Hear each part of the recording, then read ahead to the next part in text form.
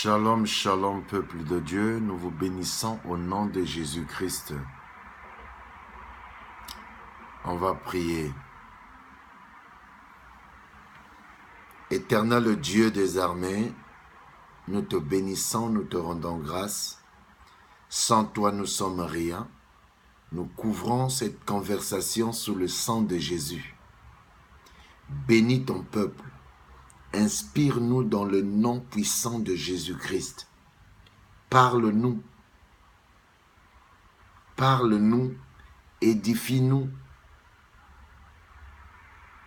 Mets, Seigneur, en nous l'esprit de Dieu vivant. Nous voulions hériter ton royaume. Bénis-nous davantage au nom puissant de Jésus-Christ. Amen. Bien-aimés dans le Seigneur, nous vous bénissons au nom de Jésus-Christ. Sans lui, nous sommes rien. C'est lui qui nous a choisis, c'est lui qui nous a créés à son image, à sa ressemblance. Louer Dieu, c'est quelque chose que nous ne devions pas vraiment chercher les autres à nous demander cela. La Bible nous dit qu'il nous a créés à son image et à sa ressemblance. La Bible nous dit que tout ce qui respire loue l'Éternel. Alléluia. Que tout ce qui respire loue l'Éternel. Je ne sais pas qui tu es en train de louer. Le diable ou le Dieu d'Abraham, d'Isaac et de Jacob.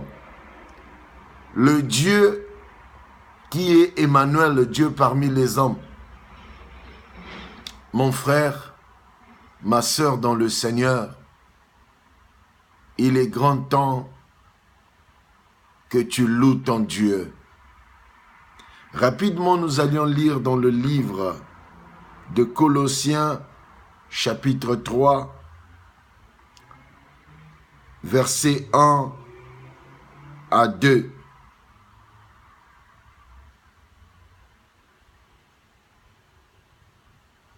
Si donc vous êtes ressuscité avec Christ, cherchez les choses d'en haut,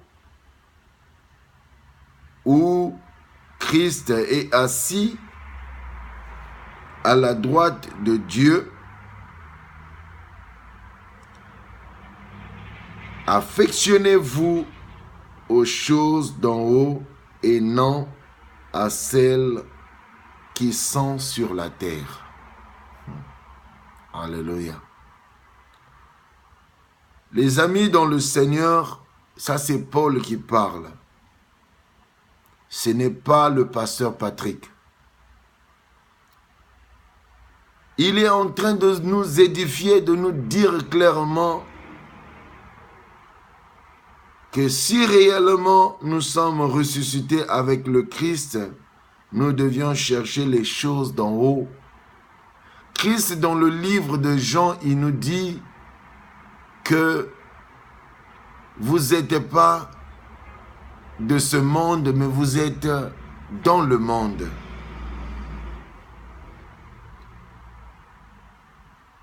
Où Christ est assis à la droite de Dieu, affectionnez-vous aux choses d'en haut et non à celles qui sont sur la terre. Les gens au dernier jour que nous sommes en train de vivre sont devenus matérialistes, jamais été.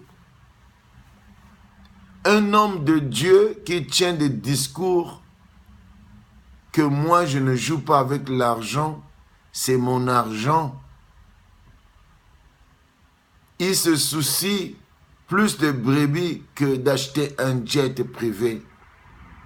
Quelque chose est arrivé aux États-Unis de très profond. C'est là où vous allez comprendre que le monde est en train de faire face à des crises spirituelles.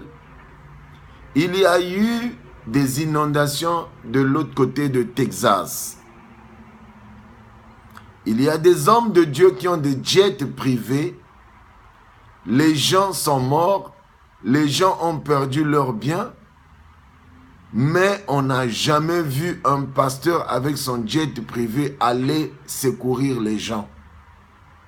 Ça, c'est une parenthèse. Si réellement nos biens, si réellement nos cœurs, si réellement nos intentions sont sur le Christ, sont sur les choses d'en haut, on ne va pas se comporter de la sorte.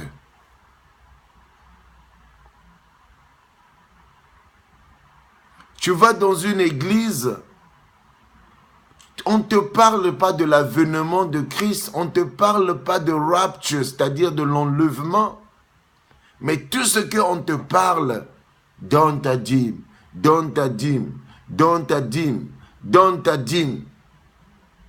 Mon Dieu, quelle honte! Un pasteur qui a un compte blindé de 200 millions de dollars, un compte de 200 000 euros, mais tu n'as pas d'orphelinat, tu n'as pas des écoles que les gens peuvent venir fréquenter gratuitement. Vraiment. Mais quel est Dieu qui t'a créé? C'est vrai que le Christ dit que au dernier jour, les gens aimeront l'argent. Oh, j'aime ça en anglais. People will be selfish, égoïstes. Un homme de Dieu qui ne sait pas partager tout ce qu'il veut, c'est prendre, prendre, prendre, prendre, prendre, prendre, prendre. C'est vrai que vous servez maintenant le diable. Est-ce que tu te soucies du royaume de Dieu? Est-ce que tu vois la gravité que tu es en train de causer aux enfants de Dieu? Quand tu parles avec eux, c'est sur les dîmes seulement. Quand tu parles avec eux, c'est juste pour autre chose. Tu n'as pas le temps pour eux. Tu ne peux pas aller même chez eux. Tu ne peux même pas visiter ceux-là qui ne donnent pas les dîmes. Ceux-là qui sont pauvres dans l'église. Ceux-là qui sont dans des hôpitaux. Quel est ton amour? Et même vous les chrétiens, vous devenez trop naïfs à tel point que tu sais que ton pasteur n'a pas l'amour, mais tu restes là. Hein? Jésus-Christ dit que vous allez les reconnaître par leurs fruits. Le fruit, c'est l'amour. Les fruits de l'esprit.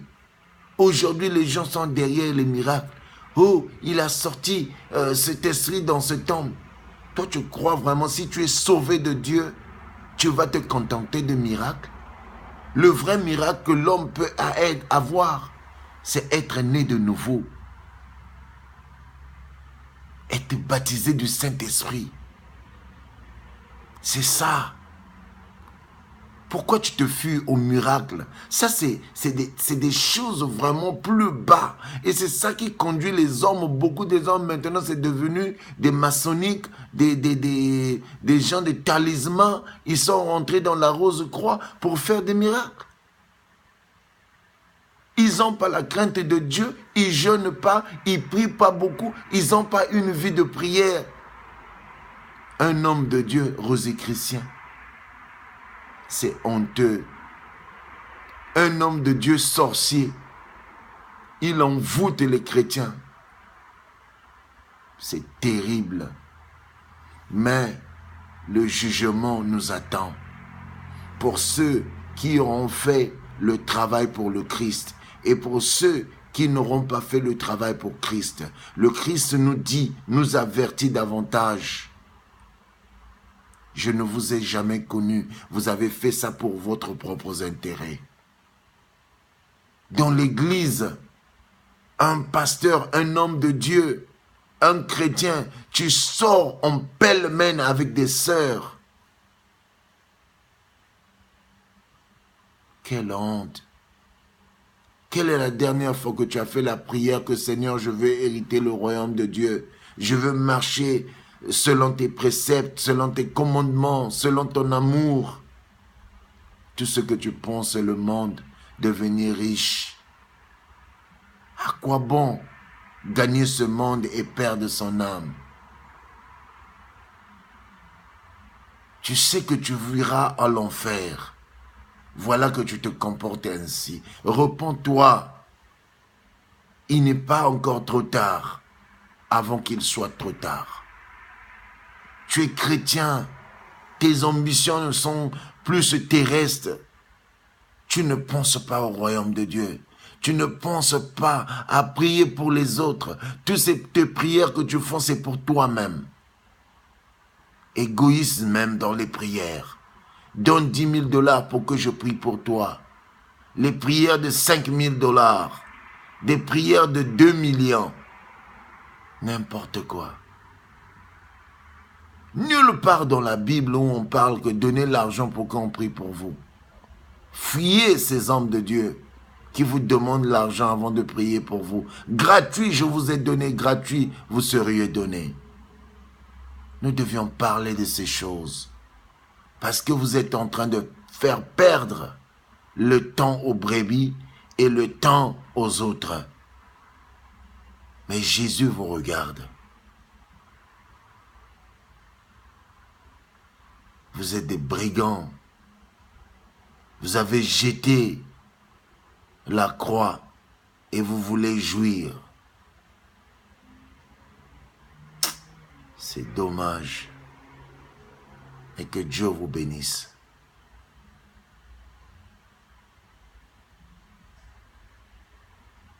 Regardons les choses d'en haut et non les choses de ce monde. Vous vous justifiez de tout ce que vous faites. Vous êtes charnel dans votre ministère, dans votre vie. Même votre femme le sait. Vous êtes mondain, vous êtes charnel. On ne voit pas Dieu en vous. Vos conversations sont plus sur l'argent. Voilà que vous théorisez les gens dans le ministère.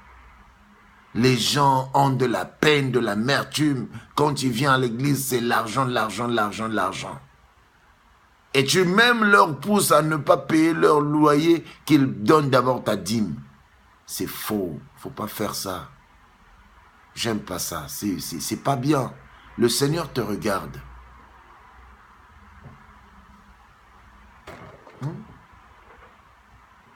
Si tu n'as pas encore reçu Jésus, tu vas prier après moi. Seigneur Jésus-Christ de Nazareth, tu es le Saint de Saints. Rentre dans mon cœur. Enlève tout ce qui n'est pas de toi dans mon cœur. Je veux hériter ton royaume de Dieu. Bénis-moi dans le nom puissant de Jésus-Christ. Change ma vie, transforme ma vie dans le nom puissant de Jésus-Christ. Sois béni et la crainte de Dieu. Sanctifie ta vie en Jésus. Regarde à Jésus, ne regarde pas un homme de Dieu. Ne regarde pas un homme qui est sur la terre, mais regarde à Jésus. Confie ta vie à Jésus, tu verras la gloire de Dieu. Jésus-Christ revient bientôt.